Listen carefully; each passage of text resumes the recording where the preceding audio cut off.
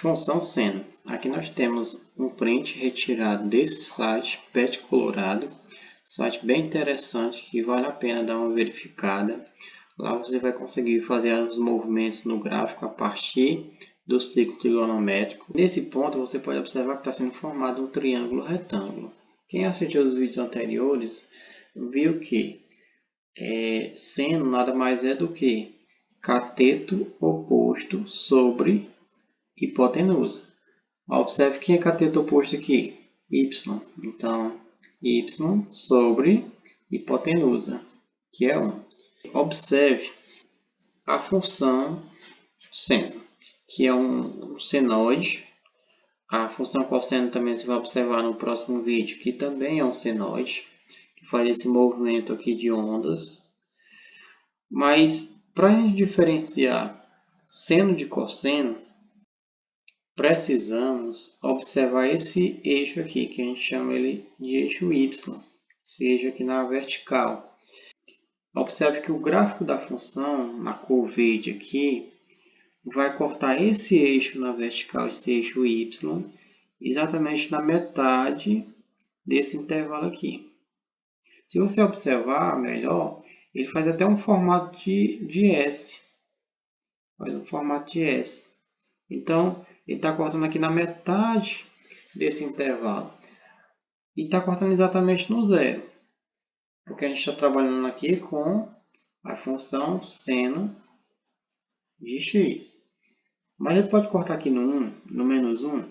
Pode, a depender das alterações aqui da função. Se a gente tiver aqui, por exemplo, seno de x mais 1, esse gráfico aqui já vai cortar nesse ponto aqui 1. Ok? Beleza. Já na função cosseno, esse gráfico aqui vai cortar o eixo y exatamente nesse ponto aqui. Nesse ponto. E outro detalhe que a gente pode observar também é que a partir do momento que ele corta o eixo y aqui, a função está no sentido crescente. Quando a gente for observar o gráfico da função cosseno, vai ficar mais nítido essas diferenças. Observe que o gráfico está mostrando esse pontinho aqui em vermelho. Está mostrando também esse outro ponto aqui, que é uma correlação, né, do movimento. Dando continuidade a esse movimento aqui, aqui também vai dar continuidade no movimento, seguindo o gráfico da função seno. Então, nesse ponto aqui, estamos exatamente no ângulo de 45 graus. Aqui nós temos 30 graus e aqui nós temos 60 graus. Aqui nós temos 0 graus e 90 graus. O seno de 90 vai ser o quê? Exatamente 1. Porque a gente já viu também nos vídeos anteriores que o seno de 90 é 1. Continuando o movimento, andando mais 90 graus, vai parar aqui em 180. A bolinha vai estar aqui nesse ponto. E se a bolinha está nesse ponto aqui, significa que o seno de 180 vai ser 0. É só espelhar aqui no eixo Y, 0 graus. Continuando, andando mais 90 graus, exatamente aqui em 270 graus. A bolinha vai estar nesse ponto aqui. Isso significa que seno de 270 é menos 1. Só observar que a projeção no eixo Y vai ser menos 1. Continuando, mais 90 graus, a bolinha vai estar nesse ponto aqui. E o ângulo vai ser 360, fechando o círculo. Ou seja, seno de 360, vamos ter 0. Então, você observa aqui que a gente fechou uma volta no ciclo trigonométrico. E é exatamente esse movimento aqui que representa uma volta. Se a gente continuar, a gente vai fazer mais uma outra volta no ciclo trigonométrico que vai se encerrar aqui uma segunda volta. No caso, seno de 720 será zero. Isso é uma análise superficial da função seno. Vamos observar outros elementos. O que seria o domínio da função seno? O domínio é exatamente o que nós podemos observar aqui no eixo x. Domínio são os valores tomados para x. Você observa que aqui essa função ela é infinita nesse sentido e infinita nesse sentido. Ou seja, o nosso domínio é os números reais. A imagem. A imagem nós temos que observar o eixo y. Esse gráfico está espelhando qual intervalo no eixo y? Você observa que ele está espelhando do 1 até o menos 1. Isso aqui são os limites da função. No máximo aqui vai até 1, no mínimo vai até menos 1, nesse caso. A gente pode ter outros casos a depender da função. A imagem vai de 1 até menos 1.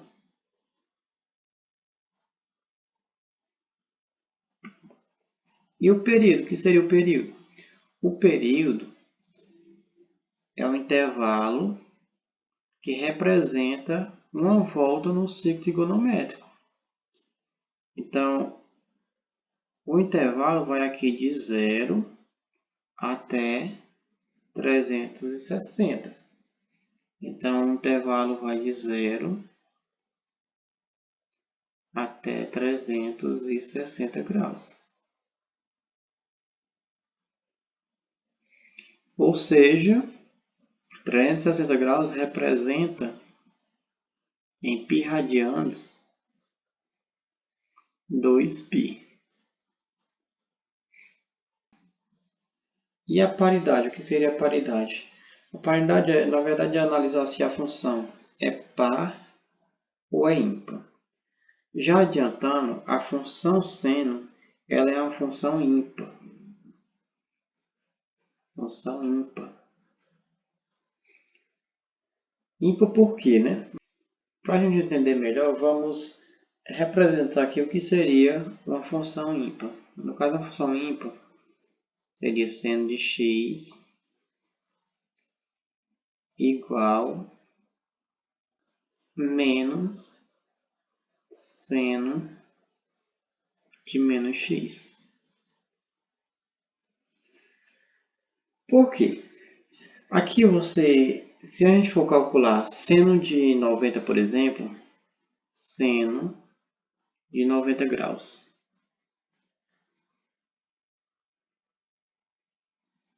E o seno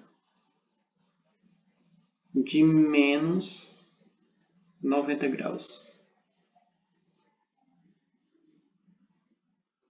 Seno de 90 é 1.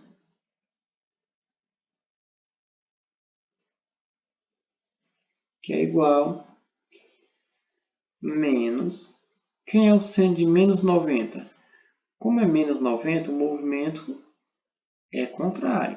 Aqui a gente está vendo no sentido anti-horário. Menos 90 vai no sentido horário. Então, se você inicia aqui e anda 90 graus, você vai parar em 270. E quem é o seno de 270? O seno de 270 vai ser menos 1.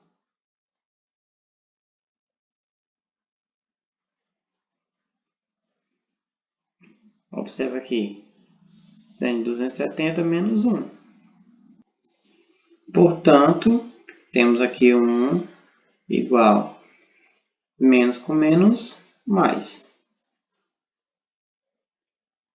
Consegue observar que para a gente obter essa igualdade aqui, tivemos que fazer uma manipulação aqui com esse menos. Ou seja, seno de 90 não é igual a seno de menos 90.